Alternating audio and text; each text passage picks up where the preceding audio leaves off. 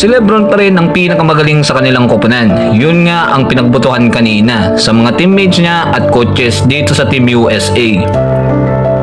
Binoto nga si Lebron ng karamihan bilang siya pa rin ang pinakamagaling na player sa kanilang koponan.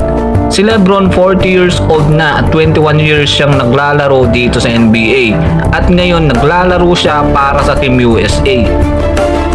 Maraming mga batang player ang nasali sa Team USA tulad nga nila Anthony Edwards, Stephen Curry, Joel Embiid, Anthony Davis, pati ito si Kevin Durant.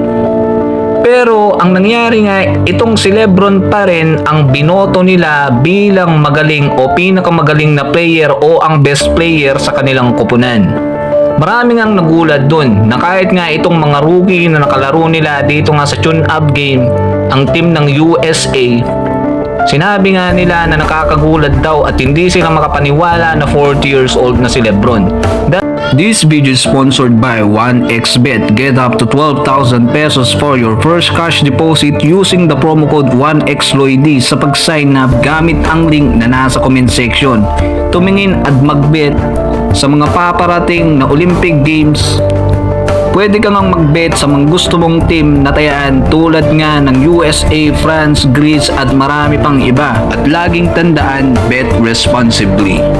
Kung tignan mo nga siya daw maglaro ay napakalakas pa rin, napakabilis at napakalakas ng pangangatawan.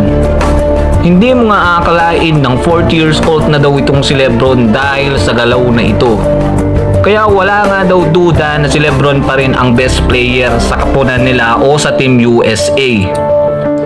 Si Lebron nung natapos ang 2024 NBA season, nagtapos nga siya na top 9, top 10 pa rin dito sa NBA o ang pinakabagaling na player dito nga sa larangan ng basketball, na kahit 40 years old na kahit year 21 na at mag year 22 dito sa NBA at ngayon nasa Team USA at nangunguna pa rin sa kanilang koponan at siya pa rin ang binoto ng mga coaches at ng mga teammates niya bilang pinakamagaling na player o ang best player sa kanilang koponan.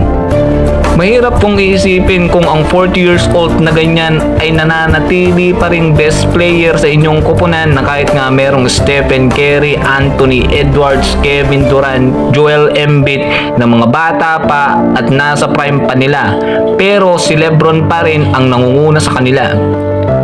Nakaraan, hindi makapaniwala itong si Steve Kerr dito kay Lebron.